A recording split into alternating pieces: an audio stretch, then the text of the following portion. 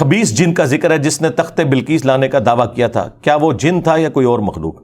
استغفر اللہ تو بولی، یہ اعلیٰ حضرت نے گستاخی کی ہوئی ہے، خبیث جن لکھا ہے اسے۔ اے تسی ترجمہ پڑھا ہے اعلیٰ حضرت دا، خبیث جن نہیں تھا وہ، یہ خبیث انہوں نے ترجمہ کیا۔ وہاں عفریت کا ذکر ہے، جن کو کہا جاتا ہے دیو ہیکل جن، عفریت وہ جن طاقتور، اور اس نے کیا کہا تھا، میں قوی بھی ہوں، امانت دار بھی ہوں، اور میں آپ کی اس مجلس کے برخاست ہونے سے پہلے تخت بلقیس یہاں لے آؤں گا۔ تو مجھے بتائیے، حضرت سلیمان علیہ السلام کے دربار میں آپ نے خبیث اور کافر جن بٹھائے ہوئے تھے یا صحابہ جن بٹھائے ہوئے تھے؟ تو یہ تو اعلیٰ حضرت نے سیدھا سیدھا صحابہ کی توہین کی ہے یہ ترجمہ کر کے، کہتے ہیں سب سے ادب والا ترجمہ ہے یہ۔ خبیث جن کیوں ترجمہ کیا؟ خبیث خود عربی کا لفظ ہے، بخاری میں موجود نہیں ہے دعا ٹائلٹ میں جاتے وقت، اللہم انی اعوذ بک من الخبث والخبائث، میں شریر جنوں اور جنیوں سے تیری پناہ میں آتا ہوں۔ خبیث کہتے ہیں شریر جن کو، خبیث کا لفظ ہی نہیں قرآن میں، عفریت کا لفظ ہے، پاورفل جن۔ تو حضرت سلمان کے صحابی کو اعلیٰ حضرت نے خبیث کہا، تو اعلیٰ حضرت پہ اب رافضیت کا فتویٰ چاہیے، ہمیں گستاخ صحابہ کا فتویٰ چاہیے۔ اور یہ جو تم لوگوں نے دو نمبری مچائی ہوئی ہے نا کہ جی وہ سب سے مؤدب ترجمہ تھا، وہ تو فارغ کر چھڑا جی میں۔ کس نے اتھارٹی دی ہے کہ حضرت سلیمان علیہ السلام کے صحابی جن کو جو ان کے دربار میں تھا، اور دیکھیں وہ کہہ رہا ہے میں قوی بھی ہوں، امانت دار بھی ہوں، نبی کے سامنے اپنی لائلٹی شو کر رہا ہے، تو وہ خبیث جن تو نہیں ہوگا نا، ان کا ساتھی ہوگا نا۔ ہاں، خبیث جن ان کے دربار میں کیا کر رہے ہیں؟ لاجیکلی آپ مجھے بتائیں۔ اور اگر خبیث تھا تو حضرت سلیمان علیہ السلام کہہ دیتے کہ بیٹھ جا تو خبیث جن ہے، انہوں نے تو یہ نہیں کہا، انہوں نے صرف یہ کہا کہ مجھے اس سے بھی جلدی چاہیے۔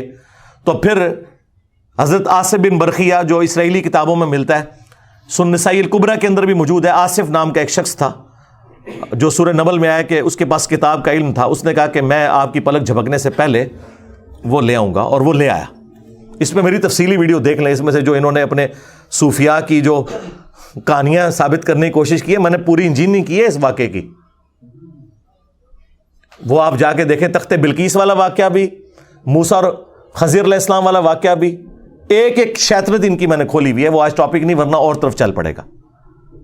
تو وہ لے آئے، اور اس میں بھی دیکھیں حضرت سلیمان علیہ السلام نے یہ نہیں کہا کہ حضرت بڑے پہنچے بزرگ ہو، انہوں نے کہا ھذا من فضل ربی، یہ میرے رب کا فضل ہے، اور وہ چاہتا ہے کہ مجھے آزمائے کہ میں اس کا شکر کرتا ہوں یا ناشکری کرتا ہوں۔ حضرت سلیمان علیہ السلام نے اس کے اس کرتب کو، جو آپ کے نزدیک کرتب ہے ہمارے نزدیک کرامت ہے، اس کو اس کے ساتھ نہیں جوڑا کہ اس نے کوئی کمال کیا ہے، کیونکہ انہیں پتا تھا کہ یہ اللہ کا فضل ہے، اور وہ فضل حضرت سلیمان علیہ السلام کی وجہ سے ہی تھا۔ اس لیے دیکھیں ان کا جو سب سے بڑا امام ہے نا تفسیر میں، فخر الدین رازی، اس نے تفسیر میں لکھا ہے وہ حضرت سلیمان خود تھے لانے والے۔ ہاں، اے بابا انہوں نے مار چڑیا ہوا انہوں نے، اور فخر الدین رازی کہتے ہیں حضرت سلیمان خود لے کے آئے سن، جڑا آتا نا کہ ایک بندہ جس کے پاس کتاب کا علم تھا، وہ کہتے وہ خود سی، کیونکہ کتاب کا علم تو پیغمبر کو ہوندا ہے، تو وہ خود حضرت سلیمان ہی تھے جو تخت لے کے آ گئے تھے۔ ان کی منجی ٹھوک گئے امام فخر الدین رازی، ہم نہیں ویسے ان کے ساتھ ایگری کرتے، یہ الگ سے کوئی بندہ تھا، لیکن اس بات سے ایگری کرتے ہیں کہ واقعی کتاب کا علم جو ہے وہ نبی کو ہوتا ہے۔ عین ممکن ہے کہ وہ اس دور میں کوئی اور نبی ہو، ایک وقت میں زیادہ انبیاء ہوتے تھے اگلے زمانوں میں، یا وہ کوئی فرشتہ ہو جو انسانی شکل میں ان کا درباری تھا، یا کوئی انسان بھی ہو سکتا ہے، اس سے بابے نہیں ثابت ہوتے۔ تو تخت بلقیس آ گیا تھا۔ آپ اگر بابوں کے بارے میں کلیم کرتے ہیں تو ٹھیک ہے، وائٹ ہاؤس لا کے مرگلہ ہلز پہ رکھیں، یا ٹیلا جوگیاں ہمارے جیلم کی پہاڑی پہ کوئی لے آئے وائٹ ہاؤس، میرے ہوندیا تو نہیں جا سکتا، میں تو ایک بار پڑھنا لا حول ولا قوت الا باللہ، تھوڑا بابا بھی غائب تے وہ لے آئے ہوئی چیز بھی غائب، وہ بابا بہت بڑا آ گیا نا، تو ہم مان لیں گے، ورنہ میں کہوں کہ یہ جو تخت میرے نیچے میں ہے، یہ بھی میں جو ہے سرگودا سے آیا ویسے، اور گاڑی پہ رکھ کے ہمارے امداد بھائی اتنی محنت سے اسے لے کے آئے، میں کہا جی میں پلک جھپکنے سے پہلے یہ لے آیا تھا، تو مان لو گے، کہو گے نا ویڈیو دکھاؤ کتنے ساڑھے سامنے کرو، تو بھائی آپ بھی جب یہ کریں گے تو ہم مانیں گے نا، اس طرح تو نہیں زبانی کلامی مان لیں گے۔ ٹھیک ہے. تو وہ ضمناً میں نے اس چیز کا ذکر کر دیا تاکہ آپ کو پتہ چل جائے. باقی یہ جو احمد صاحب بریلوی صاحب نے گستاخی کی ہے یہ بہت خطرناک بات ہے, خطرناک سے بھی اگلا ورژن, خبیث جن کہہ دیا. اور بریلویوں کا کلیم یہ ہے کہ سب سے زیادہ مؤدب ترجمہ جو ہے نا وہ ہمارے اعلیٰ حضرت کرتے ہیں. ٹھیک ہے, مجھے بھی کئی جگہوں پہ ان کے الفاظ کا چناؤ بہت بہتر لگا. میں باقیوں کو غلط نہیں کہتا لیکن وہ بہتر سمجھتا ہوں. مثلا انہوں نے ترجمہ کیا بسم اللہ الرحمن الرحیم کا, اللہ کے نام سے شروع جو مہربان رحمت والا. باقیوں نے ترجمہ کیا تھا شروع اللہ کے نام سے یا شروع کرتا ہوں اللہ کے نام سے. انہوں نے اللہ کے نام سے شروع کیا, لیکن باقیوں کا بھی کوئی غلط نہیں ہے. کیسے غلط ہے؟ انہوں نے شیطان کے نام سے شروع کیا. کہتے نہیں جی انہوں نے شروع سے شروع کیا. ہاں کتابوں میں لکھا ہوا ہے اللہ سے نہیں شروع کیا, شروع سے شروع کیا. تو پھر میں ان کو پھکا دیتا ہوں کہ اللہ نے بھی شروع سے ہی شروع کیا ہوا ہے, اللہ سے شروع نہیں کیا. بسم اللہ میں بھی اللہ بعد میں آتی ہے, با اور اسم یہ پہلے آتا ہے. وہ کہتے ہیں نہیں وہ عربی لنگوسٹک اس طرح ہوتی ہے. نہیں سرکار, ہو سکتی ہے. اللہ الذی باسمہ ابدہ, بریلوی یہ بسم اللہ بنا سکتے ہیں اپنی. اللہ ہے وہ ہستی جس کے نام سے میں شروع کرتا ہوں. تو بسم اللہ بھی آپ اپڈیٹ کر سکتے ہیں اپنی, یعنی جیسا ترجمہ آپ نے اپنا ٹھیک کیا تو بسم اللہ بھی ٹھیک کر لیں.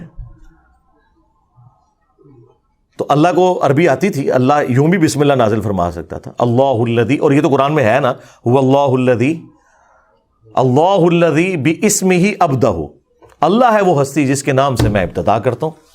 بسم اللہ یہ ہو سکتی تھی. یہ کہانیاں چھوڑیں یار.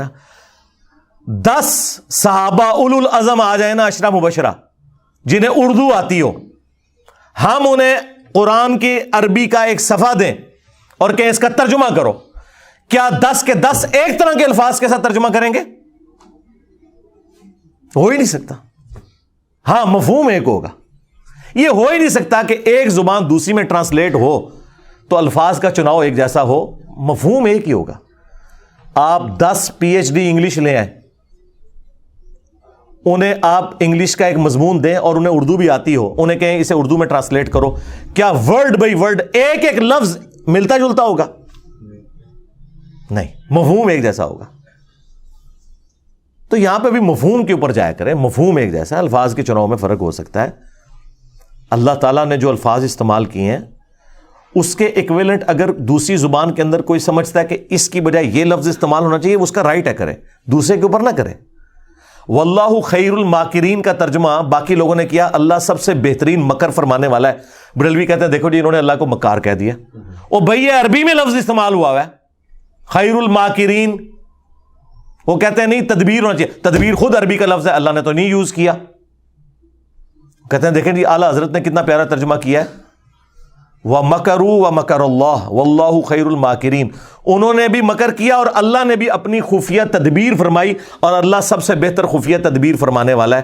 کہتے ہیں دیکھیں کتنا بادب ترجمہ ہے. بادب انہوں نے خود ہی ترجمہ بنا چھڑا ہے نا ہوتا, تدبیر بھی تو عربی کا لفظ تھا.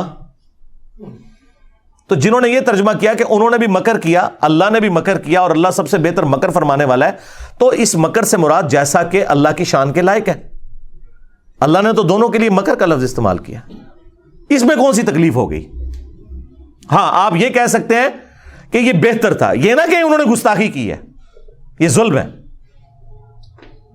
گستاخی تب ہوگی جب اللہ نے وہ لفظ نہ یوز کیا ہو. قرآن میں آیا نا کہ اللہ تعالیٰ ان سے مزاح فرماتا ہے, تو اعلیٰ حضرت نے اس کا ترجمہ ہی نہیں کیا. ان کا جی یہ مذاق کرنا تو یہ ٹھٹا مذاق تو یہ بڑی نٹوریس چیز ہے, تو انہوں نے کہا اللہ تعالیٰ استہزاء فرماتا ہے. وہ عربی کوئی استہزاء ہی لکھ دیا. تو جنہوں نے مذاق فرما دیا تو جیسا کہ اس کی شان کے لائق ہے. جس طرح اعلیٰ حضرت نے ایک جگہ صحیح ترجمہ کیا ہے, الرحمن علی العرش استوى, رحمان اپنے عرش پر مستوی ہوا, بریکٹ میں لکھا جیسا کہ اس کی شان کے لائق ہے. ویسے استوا کا ترجمہ انہوں نے بیٹھا نہیں کیا, ٹھیک ہے, بیٹھنے کا لفظ بھی نہیں یوز کرنا چاہیے. اپنے عرش پر جلوہ گر ہوا یا متمکن ہوا, یا اگر وہ بیٹھنا بھی کر لیتا ہے تو ظاہر ہے وہ کرسی پہ بیٹھنے والی مثال نہیں دے رہا, وہ تو قرآن میں واضح ہے لیس کمثلہ شیء, وَهُوَ السَّمِيعُ الْبَصِيرُ. ہم اللہ کے لیے کوئی مثال نہیں بیان کرتے، اللہ کی مثال ہو ہی نہیں سکتی، اس کی مثل کوئی چیز ہی نہیں ہے. اگر کوئی بیٹھا بھی ترجمہ کر لیتا ہے تو وہ بیٹھنے سے مراد یہ نہیں کر رہا ہوتا، یا قرآن میں اللہ کا ہاتھ تو وہ ہاتھ سے مراد یہ ہاتھ نہیں لے رہا ہوتا جیسا کہ اس کی شان کے لائق ہے، اس کی مثال ہی کوئی نہیں ہے. تو انہوں نے پورے کتابچے لکھے ہیں کہ اعلیٰ حضرت کا ترجمہ ٹھیک ہے اور باقیوں کا غلط ہے، اور وہ اس میں یہ مثالیں دیتے ہیں. تو آپ کا رائٹ ہے کہ آپ بتائیں کہ یہ بہتر تھا، لیکن یہ نہ کہ باقیوں کے ترجمے ہی غلط ہوئے ہیں، یہ آپ نے پڑھنے نہیں ہے. وہ کہتے ہیں جی قل کا ترجمہ دیکھیں اعلیٰ حضرت سے بہتر کسی نے نہیں کیا. قل کا ترجمہ اعلیٰ حضرت نے کیا ہے اے محبوب تم فرماؤ. اب اشرف تھانوی صاحب نے تو کہا ہے اس کا ترجمہ آپ فرما دیجئے. تو آپ میں زیادہ ادب ہے یا تم میں زیادہ ادب ہے؟ آپ میں. تو اعلیٰ حضرت نے تو ادب چھوڑ دیا، یہاں تم کر دیا. تو وہ کہتے ہیں نہیں آپ کو سمجھ نہیں آئی، یہ تم اللہ کہہ رہا ہے. تو اللہ کی جو اپنے نبی سے فریکنس ہے نا، وہ آپ کے ساتھ نہیں ہوگی، تم کے ساتھ ہوگی. ہم کہتے ہیں بالکل آپ کی بات درست ہے، اور کہتے ہیں دیکھیں اعلیٰ حضرت نے کتنا خیال رکھا ہے شان الوہیت اور شان رسالت کا، کہ اللہ اپنے نبی کو آپ نہیں کہے گا، تم کہے گا. اور جب نبی اس بات کو امت تک پہنچائیں گے تو وہ کہہ نہیں رہے ہوں گے، فرما رہے ہوں گے. لہذا آپ کہہ دیجئے یہ ترجمہ وہ کہتے ہیں ٹھیک نہیں ہے، تم فرماؤ ترجمہ ٹھیک ہے.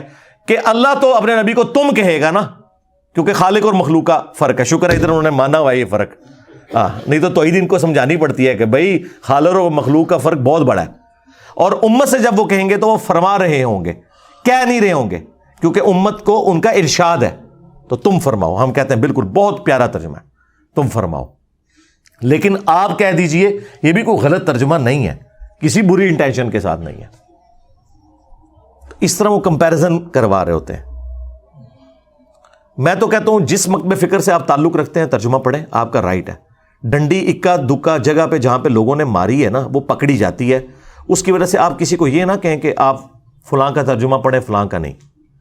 بریلویوں نے اعلیٰ حضرت کا ترجمہ پڑھا ہے اور اللہ نے انہیں توحید کی حقیقت تک پہنچا دیا ہے. اعلیٰ حضرت نے ترجمہ بڑا پیارا کیا ہے، ایاک نعبد و ایاک نستعین. اے اللہ ہم تیری ہی عبادت کریں، تجھی سے مدد چاہیں. 3 خوبصورت چیزیں ایک جگہ جمع کر دی ہیں. باقی سب نے ترجمہ کیا ہے اے اللہ تیری عبادت کرتے ہیں، تجھی سے مدد چاہتے ہیں. یہ پرفیکٹ ترجمہ نہیں ہے، کیونکہ یہاں مضارع کا صیغہ ہے. مضارع میں حال اور مستقبل دونوں کور ہوتے ہیں. ترجمہ اس کا یوں بنتا تھا اے اللہ تیری ہی عبادت کرتے ہیں اور کریں گے، تجھی سے مدد چاہتے ہیں اور چاہیں گے. اور دوسری بات یہ دعائیہ کلمات تھے. تو اعلیٰ حضرت نے دعا پلس حال پلس فیوچر مستقبل تینوں کو ایک جگہ جمع کر کے ترجمہ پتہ کیا کیا ہے؟ اے اللہ تیری ہی عبادت کریں، تجھی سے مدد چاہیں. یعنی آج بھی اگر عبادت کر رہے ہیں تو تیری کریں، مستقبل میں بھی کریں تو تیری کریں، اور دعا بھی ہو گئی اے اللہ تیری عبادت کریں، تجھی سے ہی مدد چاہیں. میں کہتا ہوں کلاس ہے، یعنی یہ 100/100 نمبر بنتے ہیں. اس طرح کا ترجمہ اور کسی نے نہیں کیا. یہ لانا بات ہے کہ اعلیٰ حضرت کے ماننے والے بابوں کو پکار رہے ہیں. ہاں لیکن ہم کہتے ہیں اعلیٰ حضرت کا ترجمہ پڑھو تو عید تک پہنچ جاؤ گے. بریلوی ہو تو اعلیٰ حضرت کا ترجمہ پڑھ لو، دیوبندی ہو تو اپنے اشرف تھانوی کا ترجمہ پڑھ لو، اہل حدیث ہو تو اپنے جوڑا گڑی صاحب کا ترجمہ پڑھ لو، شیعہ ہو تو اپنے فرمان علی شاہ کا ترجمہ پڑھ لو. انہوں نے بھی یہی ترجمہ کیا اللہ تیری عبادت کریں تجھی سے مدد چاہیں.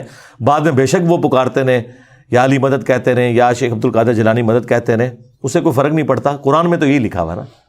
پھر ہم کیوں نہ کہیں کہ مرنے سے پہلے اے مسلمان کر لے اس پہ غور، کتابوں کا خدا اور ہے بابوں کا خدا اور. یعنی کہ اسی خدا کو مانتے ہیں لیکن تعلیمات وہ نہیں ہیں جو کتابوں میں آئی ہیں. بابوں نے اپنی طرف سے ہی دین گھاڑ کے آپ کو بتایا. تو جہاں جہاں پہ ان کا ترجمہ اچھا ہے ہم تعریف کرتے ہیں کہ بہت اچھا ترجمہ کیا، لیکن جہاں جہاں ڈنڈی ماری وہ پکڑی گئی. آپ دیکھیں نا انا ارسلنا کا شاہدا و مبشرا و نذیرا، اس کا ترجمہ اتنا ظلم پہ مبنی انہوں نے کیا. اے نبی ہم نے آپ کو حاضر و ناظر بنا کے بھیجا. اب عام بندے کو کہ وہ کہتا ہے قرآن میں لکھا ہے حاضر و ناظر، آپ کیوں نہیں مانتے؟ اب انہیں کون بتائے کہ یہ حاضر و ناظر دونوں لفظ عربی کے تھے، حاضر ناظر، قرآن میں تو نہیں لکھے ہوئے.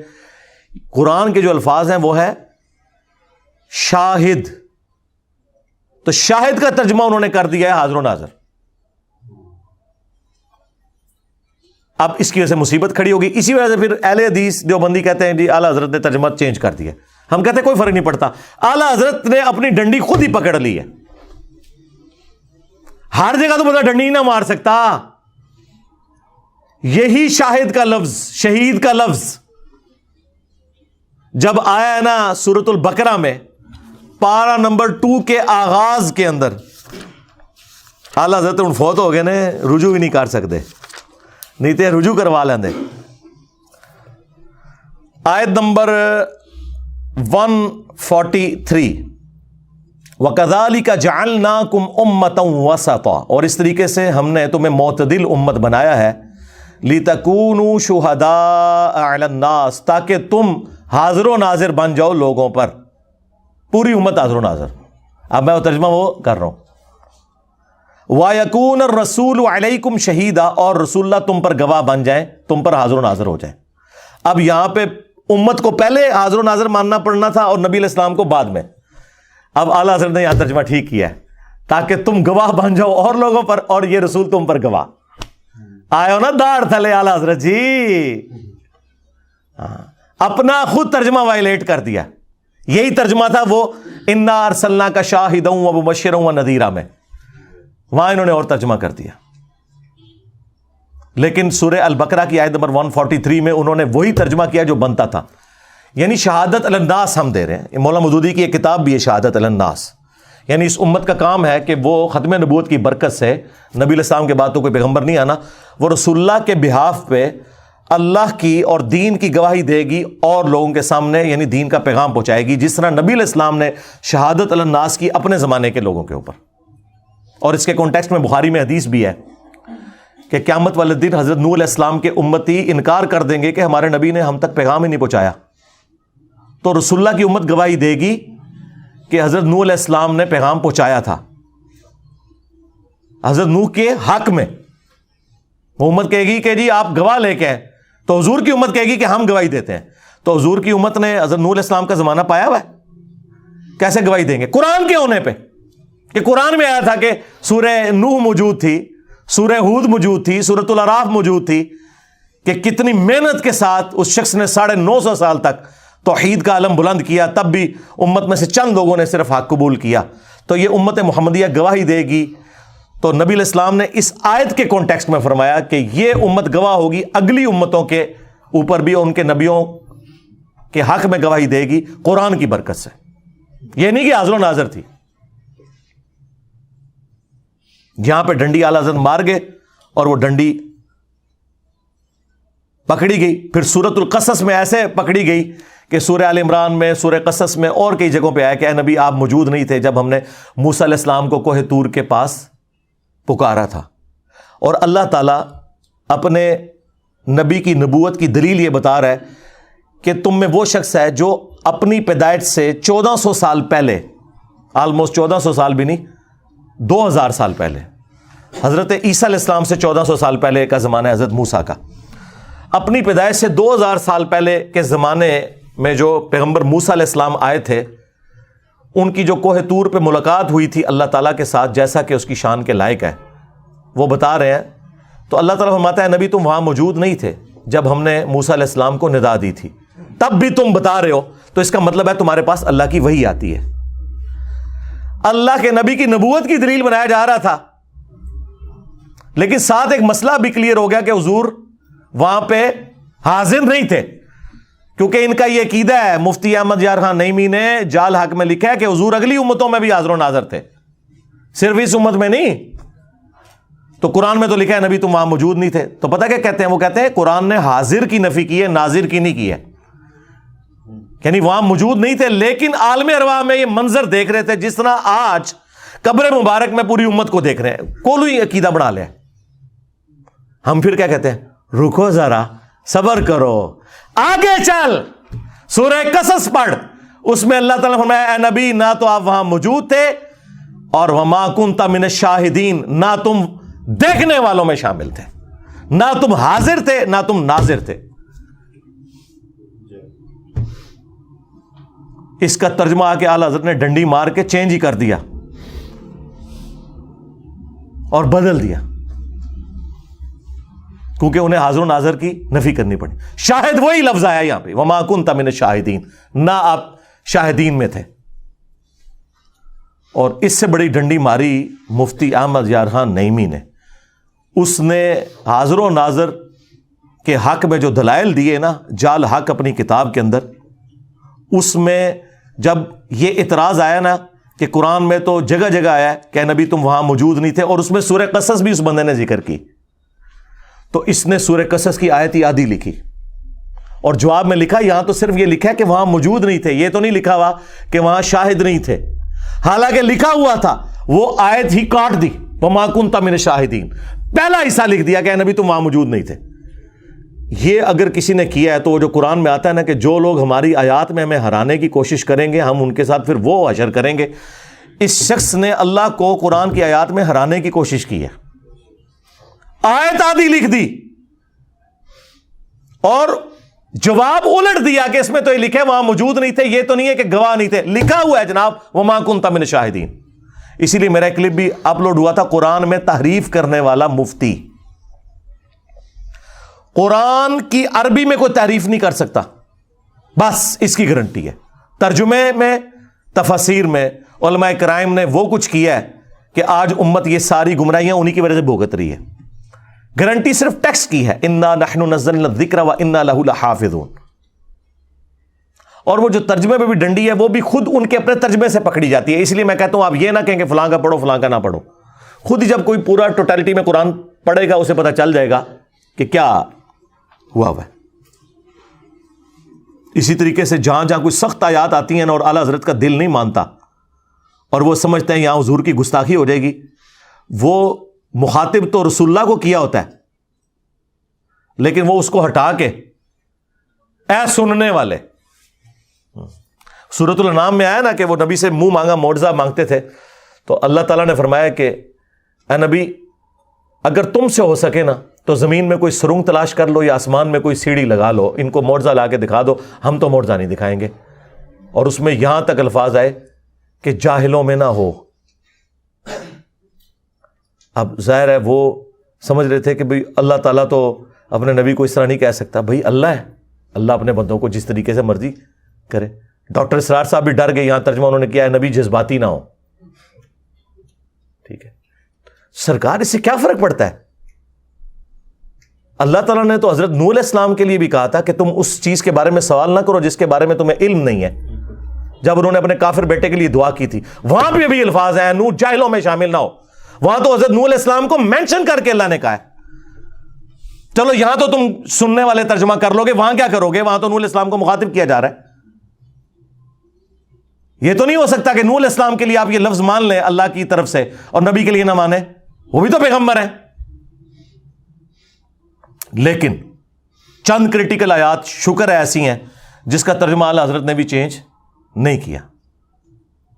ایک آیت تو میں ضرور کہوں گا کہ وہ آپ پڑھیں, سورۃ الاعراف کی آیت نمبر 188, جس کے بارے میں میرا یہ دعویٰ ہے کہ یہ وہ آیت ہے جو آپ مسلمانوں کے مجمع میں کسی چوک یا چوراہے میں پڑھیں تو شہادت واجب ہو جائے گی. آپ کو کوئی نہ کوئی 295C لگا کے قتل کر دے گا, خواہ آپ اعلیٰ حضرت کا ہی ترجمہ پڑھ دیں سورۃ الاعراف کی آیت نمبر 188 کا, کیونکہ پورے کے پورے ان کے جو عقائد اور نظریات جو انہوں نے گھڑے ہوئے ہیں نا وہ سارے ایک آیت سے فارغ ہو جاتے ہیں. اور اعلیٰ حضرت نے اس کا ترجمہ بالکل ٹھیک کیا ہوا ہے, کیونکہ وہاں تو یہ کہہ نہیں سکتے تھے کہ اے سننے والے, وہاں تو نبی علیہ السلام کو ڈائریکٹ کہا جا رہا تھا قل کے ساتھ. وہ آیت میں کور کر دیتا ہوں تاکہ ایٹ لیسٹ قرآن کے حوالے سے آپ کو یہ کلیئر ہو جائے کہ قرآن کا خدا اور ہے, قرآن کا پیغمبر اور ہے, بابوں کا پیغمبر اور ہے. اگرچہ وہ اسی پیغمبر کو مانتے ہیں لیکن ان کوالٹیز کے ساتھ مانے نا جو قرآن و سنت میں آئی ہیں. آیت نمبر ہے 188 سورۃ الاعراف, سورت نمبر 7 پارہ نمبر 9. قل لا املک لنفسی نفعا ولا ضرا. اے نبی تم فرماؤ میں تو اپنی جان کے حق میں بھی کسی نفع اور نقصان کا مالک نہیں ہوں. لو جی بابے تو سارے اڑ گئے. اگر رسول اللہ کا یہ سٹیٹس ہے کہ وہ اپنی جان کے نفع نقصان کے مالک نہیں ہے, ٹھیک ہے, ہو سکتا ہے کوئی یہ کہے کہ حضور اپنے لیے یہ کہہ رہے تھے, ہمارے لیے نہیں کہہ رہے تھے, ہمارے تو نفع نقصان کے مالک ہیں, کیونکہ رسول اللہ سے اوپر تو کوئی نہیں کہ جو انہیں نفع نقصان پہنچا سکے سوائے اللہ کے. تو ہم کہیں گے رکو ذرا، صبر کرو، یہ تمہارا وسوسہ بھی قرآن سے ہی ہم ختم کر دیں گے. کھولو سورۃ المائدہ اور اس کی آیت نمبر 75 کھولو، تمہیں پتہ چل جائے گا. اللہ تعالیٰ نے ایک اولو العزم پیغمبر عیسیٰ ابن مریم علیہ السلام کے بارے میں پہلے ہی فرما دیا، مل مسیح ابن مریم الا رسول، عیسیٰ ابن مریم تو نہیں تھے مگر ایک رسول ہی، قد خلت من قبلہ الرسل، ان سے پہلے بھی اور رسول گزر چکے ہیں. یہ اللہ کے بیٹے تم نے کہاں سے بنا لیے؟ رسول تھے اور رسول بھی آئے. وَأُمُّهُ صِدِّيقَةٌ، اور ان کی ماں ایک سچی عورت تھی. كَانَا يَأْكُلَانِ الطَّعَامَ، دونوں کھانا کھانے کے محتاج تھے. ہاں روٹی کے محتاج تھے، عیسیٰ بھی ان کی ماں بھی. 5 اولو العزم پیغمبر جو سورہ الاحزاب میں سورہ شورى میں آئے، محمد رسول اللہ صلی اللہ علیہ وآلہ وسلم، ابراہیم خلیل اللہ، عیسیٰ روح اللہ، موسیٰ کلیم اللہ اور نوح نجی اللہ علیہ السلام اجمعین، ان میں سے ایک بندہ، اللہ اکبر، اللہ تعالیٰ فرما رہا ہے کہ کھانا کھانے کے محتاج تھے وہ. انظر کیف نبین لہم الآیات، دیکھو کہ ہم اپنی آیات کس طرح کھول کھول کے بیان کر رہے ہیں. ثم انظر انا یؤفکون، پھر ان کی طرف دیکھو کہاں الٹے پھرے جاتے ہیں. اس سے زیادہ سمجھایا جا سکتا ہے کہ جو روٹی کھانے کا محتاج ہو وہ تمہارے نفع نقصان کا مالک نہیں ہو سکتا. آپ کہہ رہے ہوں گے شاید میں نے اپنی طرف سے بات کر دی. اگلی بات آ گئی، قل اتعبدون من دون اللہ، اے نبی ان سے فرماؤ کہ کیا تم اللہ کو چھوڑ کر ان کی عبادت کر رہے ہو؟ جیزس کرائسٹ اور ان کی ماں کو خدا مانے ہوئے ہو. اب یہ آپ بریلویوں کو پیش کریں، وہ کہتے ہیں نہیں ہم تو نہیں بزرگوں کو خدا مانتے، عبادت تو نہیں کرتے. ہم کہتے ہیں آگے چل، آگے لکھا ہے ما لا یملک لکم ضرا ولا نفعا، جو کہ نہ تمہارے نقصان کے مالک ہیں نہ نفع کے. عیسیٰ اور ان کی ماں تمہارے نفع نقصان کے مالک نہیں ہے. عبادت تو پچھلی بات رہ گئی، یعنی عبادت اس کی ہوگی جو نفع نقصان کا مالک ہوگا. تو اس میں میں نے کہا تھا کہ عیسیٰ کے جیسا ہے ہی کوئی نہیں، تیرے سارے بابے تھے شاہ ہی کوئی نہیں. ہاں مریم کے جیسا ہے ہی کوئی نہیں، تیری رابعہ بصریہ تھے شاہ ہی کوئی نہیں. دونوں کا ذکر آیا ہوا ہے. عبادت نہیں، صرف نفع نقصان کے مالک نہیں. واللہ هو السمیع العلیم، اور اللہ ہی ہے سننے والا علم والا. بھائی عیسیٰ ان کی ماں سننے اور علم والے ہو ہی نہیں سکتے تو کس کے مشکل کشا کہاں سے ہوں گے؟ ہاں یہاں پہ بھی جو نبی کے لیے آیا کہ اے نبی تم فرما دو میں تو اپنی جان کے لیے بھی نفع نقصان کا مالک نہیں، تو اس کے کانٹیکسٹ میں نے پیش کیا، یہ انہی معنوں میں ہے کہ مالک اللہ ہے. خیر اس آیت میں بھی کھل جائے گا الا ما شاء اللہ، ہاں مگر جو اللہ چاہے. وَلَوْ كُنْتُ أَعْلَمُ الْغَيْبِ، اور اگر میں غیب خود سے جان لیتا. ایک تو وہ جو اللہ وحی کے ذریعے بتاتا ہے، اس علم غیب کا کوئی انکار کرے وہ کافر ہے. وہ تو نبی کے حق میں ہم مانتے ہیں، وہ تو قرآن میں واضح فتویٰ ہے. سورہ آل عمران آیت نمبر 179 میں واضح اللہ تعالیٰ نے فرما دیا ہے وَمَا كَانَ اللَّهُ لِيُطْلِعَكُمْ عَلَى الْغَيْبِ، اللہ کی یہ شان نہیں کہ تمہیں غیب پر اطلاع دے. وَلَكِنَّ اللَّهَ يَجْتَبِي مِن رُسُلِهِ مَن يَشَاءُ، ہاں اللہ اپنے رسولوں میں سے جس کو چاہتا ہے اسے غیب کی خبریں دیتا ہے. ٹھیک ہے، عام بندے کا کام رسولوں پہ ایمان لانا ہے. اگر میں خود سے غیب جان لیتا لَسْتَكْثَرْتُ مِنَ الْخَيْرِ، تو میں خیر کثیر جمع کر لیتا. وَمَا مَسَّنِيَ السُّوءُ، اور کبھی مجھے کوئی تکلیف نہ پہنچتی. مجھے پہلے ہی پتہ چل جاتا کہ یہ ہونے والا ہے، میں فورس ہی کر لیتا. آپ کو سی سی ٹی وی کیمرے میں اگر مستقبل کی خبر پہلے دکھائی جائے کہ آپ یہ روڈ کراس کریں گے تو ایک ٹرک کے نیچے آ جائیں گے، آپ نے تو پوری زندگی وہ روڈ نہیں کراس کرنی. یہ حقیقت بات ہے. ان انا الا نذیر و بشیر، میں تو نہیں سوائے اس کے کہ ڈر سنانے والا ہوں آخرت کا اور خوشخبری دینے والا ہوں جنت کی. لقوم یؤمنون، ان لوگوں کے لیے جو واقعی بات ماننا چاہیں، ایمان لانا چاہیں، ان کے لیے. یہ سورۃ الاعراف کی آیت نمبر 188 کا اعلیٰ حضرت نے بالکل صحیح ترجمہ کیا ہے اور خود مان لیا کہ علم الغیب کا عقیدہ کیا ہے، نفع نقصان کا عقیدہ کیا ہے، سب کچھ مان لیا کہ اللہ ہی اللہ ہے. تو یہاں پہ ہم کہتے ہیں کہ اعلیٰ حضرت کا ترجمہ پڑھ لو. پھر سورۃ الانعام میں، سورہ الزمر میں، سورہ یونس میں قل انی اخاف ان عصیت ربی عذاب یوم عظیم، اے نبی تم فرماؤ کہ اگر میں بھی اپنے رب کی نافرمانی کروں تو بڑے دن کا عذاب مجھے بھی آ پکڑے گا. ظاہر ہے یہ سمجھانے کے لیے. ہاں ایسا نہیں ہے کہ رسول اللہ کو نافرمانی کریں گے، سمجھانے کے لیے. اور سمجھا نہیں انہوں نے، سمجھانا یہی تھا کہ عبد القادر جیلانی تے شاہی کوئی نہیں. ہاں اگر نبی کا یہ سٹیٹس ہے، انہوں نے بھی شریعت کو فالو کرنا ہے. وَأَنَا أَوَّلُ الْمُسْلِمِينَ، سب سے پہلے انہوں نے مسلم بننا ہے.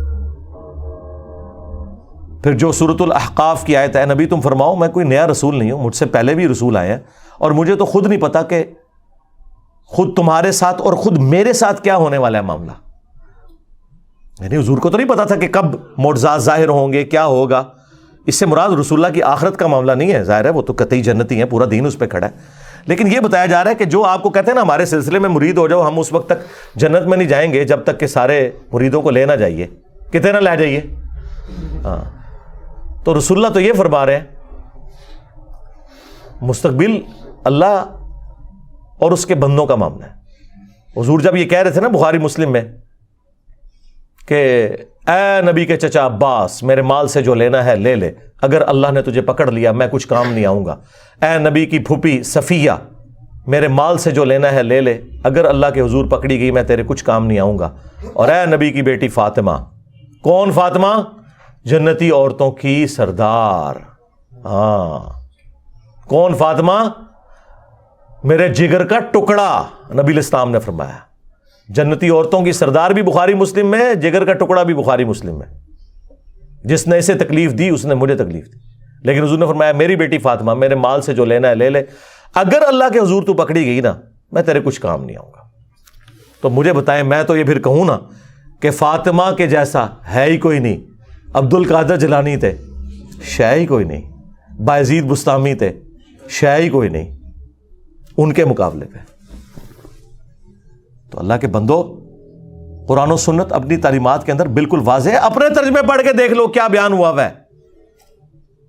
قرآن آپ کسی کا بھی پڑھیں، آپ کو پتہ چل جائے گا کہ قرآن اپنی توحید میں، عقائد میں، نظریات میں بالکل ایک ننگی تلوار ہے، زیرو ٹالرنس ہے.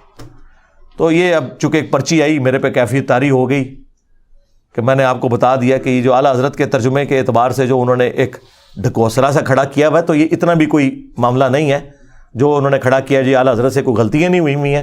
انہوں نے سیدھا سیدھا ایک صحابی کو خبیث کہہ دیا. اور اس سے بڑھ کر غزوہ احد کا جب ذکر آیا سورہ آل عمران میں، سورۃ البقرہ میں بھی کچھ اشارتاً ذکر ہے، تو وہاں پہ انہوں نے اعلیٰ حضرت نے صحابہ کرام کے بارے میں بدر و احد کے کانٹیکسٹ میں کہا کہ تم نے نہ مردی دکھائی، نہ مرد کہہ دیے صحابہ کو. اچھا ہم اسے گستاخی نہیں سمجھتے، کوئی مسئلہ نہیں ہے. ان کی ڈاکٹرین میں ہے نہ مرد کہنا. وہ کہیں گے وہ نہ مرد ان معنوں میں تھا کہ انہوں نے کمزوری دکھائی، تو ہم کہتے ہیں پھر کمزوری کا لفظ یوز کرنا چاہیے. تم تو کہتے ہو بڑا با ادب ترجمہ ہے. ہاں کہتے ہیں انجینئر بڑا گستاخانہ لفظ یوز کرتا ہے. اعلیٰ حضرت نے نہ مرد کیا ہے صحابہ کرام نو، اعلیٰ حضرت نے صحابہ کرام نو نہ مرد کیا ہے، نہ مردی دکھائی میدان جنگ میں. تو ادھر تم تعویل کرتے ہو نا، کیا کہتے ہو کہ اس سے مراد تھا کم ہمتی دکھائی. آئے سرکار اعلیٰ حضرت نو بھی پڑھانا سی نا کہ کم ہمتی ذکر کر دے. چلو بزدلی کہہ دیتے، اگرچہ وہ بھی ایک گستاخانہ لفظ تھا آپ کی ڈاکٹرین میں. ہمارے نزدیک کوئی ڈاکٹرین میں کوئی بزدلی یا کم ہمت کوئی بھی نہیں ہے. لیکن آپ نے جو کچھ پڑھایا ہے نا اپنی عوام کو، اس میں تو 100% یہ گستاخی ہے. نہ مرد کا ہے صحابہ کرام کو. تو یہ ادھر تعویل کریں گے کہ نہیں جی وہ یہ کہنا چاہ رہے تھے کہ کم ہمتی دکھائی. تو یہ کہتے ہیں نا مرد کیوں کہا. اپنے اعلیٰ حضرت کی باری آئی ہے. تو اب آپ کا جو کلیم تھا نا کہ اعلیٰ حضرت الفاظ کا چناؤ بڑا ادب والا کرتے تھے، وہ میں تھوڑا ختم کرتا. انہوں نے حضرت سلیمان علیہ السلام کے صحابی کو بھی خبیث بولا، خبیث جن، نعوذ باللہ. اور رسول اللہ کے صحابہ کو جو بدر و احد میں شامل تھے، جو ایک انسانی کمزوری کی وجہ سے کم ہمتی دکھا گئے، انہیں نہ مرد کہا، حالانکہ اس سے بہتر لفظ استعمال ہو سکتا تھا. تو ایڈے بھی نا تسی ہوں بادشاہ کھلا کے پھریا کرو کہ بھی. اور کئی لوگوں نے میری ویڈیوز بھی اپلوڈ کی ہیں کہ جی اعلیٰ حضرت کے ترجمے کے لیے بھائی نے بڑی تعریف کی ہے. سرکار میں تو ہر بندے کی تعریف بھی کرتا ہوں اچھائی میں، اور برائی میں چھوڑنا نہیں ہے میں انہوں. ہاں چاہے پرانا ہوئے چاہے نواں ہوئے. ہاں کیونکہ علم کی دنیا ہے، اور یہاں پہ یہ ہو نہیں سکتا کہ نشتر ہاتھ میں ہو سرجن کے اور اسے بتایا جائے کہ حضرت یہ مفتی اعظم پاکستان ہے جن کا اپینڈکس کا آپریشن کریں گے. وہ کہے گا جی پاویں مفتی اعظم ہے تے پاویں قاصد اعظم ہے تے پاویں وزیر اعظم ہے, چیرا سارے میں لانا ہے. ہاں تے اے علم دی دنیا اتنے چیرا لگے گا, چاہے پرانا ہوئے چاہے نواں ہوئے. علم کی دنیا میں یہ نہیں بات ہوتی کہ آپ یہ کہیں گے پرانا ہے تو تھوڑا ہاتھ ہلا رکھو تے نہیں, اس طرح نہیں ہوتا. صلو علی محمد و آل محمد.